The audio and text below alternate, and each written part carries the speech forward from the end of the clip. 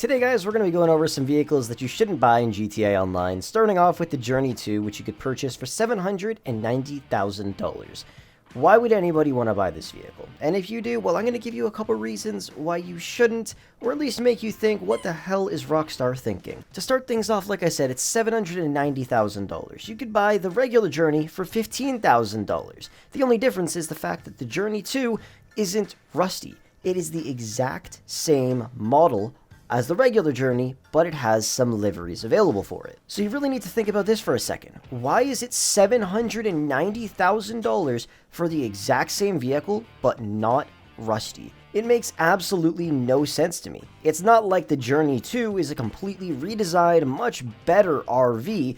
It's the exact same one. It just looks like it went to the custom shop and boom, it's just nice and shiny now. No difference, but it's going to cost you another $770,000 more. And they also state a Breaking Bad type RV. Well, the thing is, in Breaking Bad, they didn't use a shiny brand new RV, they used an old rusty one. So if I wanted to pretend I was in Breaking Bad, I would use the regular Journey. Plus, you could find it on the streets and store it in your garage. Next up, we have the iWagon, which you could purchase for $1.7 million with a 94 mile per hour top speed. The only reason you should ever buy this thing is if you actually like the look of it. It doesn't look too bad at all. And I think in real life, Audi does it right when it comes to making electric vehicles. They're beautiful. But Rockstar kind of messed up on this thing big time. A 94 mile per hour top speed is dreadful, especially for such a sporty SUV.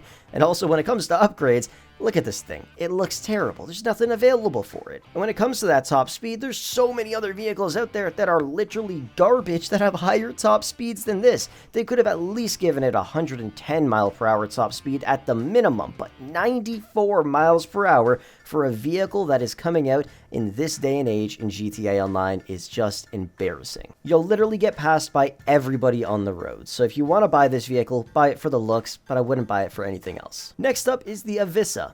Probably pronounced that wrong, but it really doesn't matter because this vehicle is dog shit. It'll cost you $1,545,000, being the fifth most expensive vehicle in the boats class, yet it is also the slowest vehicle in the boats class at 16 miles per hour. That is right, the submarines that came out at the very start of GTA Online are faster, and to make matters worse, the freaking tugboat is faster than this thing. If you want to buy a submarine, buy the Stromberg or buy the Toreador.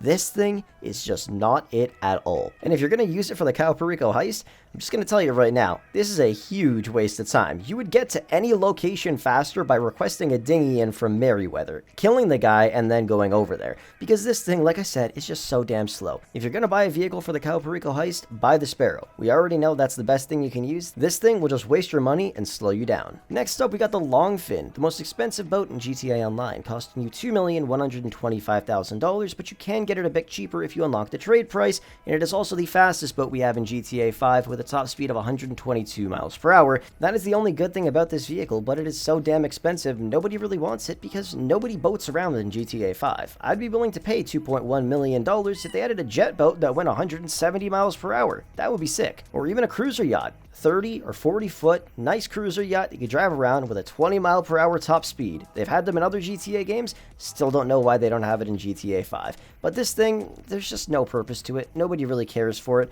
Yeah, it does look cool with a high top speed, but it's so damn expensive and nobody goes boating in GTA 5. Next up, we have the Itali RSX, which you could purchase for $3,465,000 with a 135 mile per hour top speed. Now, I honestly love this car. I have nothing really bad to say about it. The only thing is the price. It's really expensive, and the thing is, I've done a lot of tests with cars in GTA Online before, and I realized the Itali GTO is the exact same as this thing. The only difference is, when the GTO is at high speeds, you have a lot more control over it. The RSX, the handling is a lot worse when you're at top speeds. So if you're gonna buy a vehicle, I'd recommend getting the Itali GTO because it's practically better in every way except for top speed. But don't forget, when it comes down to racing, it's not all about how fast you can go. Like, yeah, this car can fly, but if you can't control it at those high speeds, it's going to be a lot harder for you. The GTO is probably the way to go, but the RSX is still a sick car. Next up is the Power Surge, which you could purchase for $1.6 million with a 130 mile/hour top speed. It's a pretty nice looking bike, and it's fairly fast,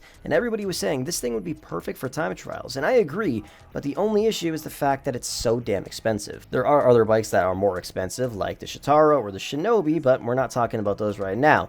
If you're going to use a bike for a time trial, the Hakucho Drag is pretty much perfect, and I'm assuming before this vehicle came out, you all probably already owned the Hakucho Drag if you did time trials, and you might have purchased this thing afterwards, but I would say that was kind of a waste, because if you already had a Hakucho Drag and purchased this thing, I don't know if you realized, but the HSW mods for it are the same price as this bike, and if you did put HSW mods on the Hakucho Drag, well, then you'd be able to hit speeds of about 160 miles per hour without doing a wheelie. Even on the regular Hakucho Drag, you can hit speeds of about 148 miles per hour if you go over a little hill and pop a quick wheelie, which is why I love this bike. There's an old saying, if it ain't broke, don't fix it. If you're going to do time trials, I'd still recommend purchasing the Hakucho Drag, and at some point, maybe tossing HSW mods on it if you really want to. But if you're going to buy the Power Surge, buy it for the looks, buy it for the speeds on the street and stuff like that. But for time trials, the Hakucho Drag is probably still your best bet. Anyways, guys, that is going to wrap things up for today. Thank you so much for watching. If you do want to see a part 2 to this, let me know by dropping a like on the video. But with that said, I will catch you guys in the next one.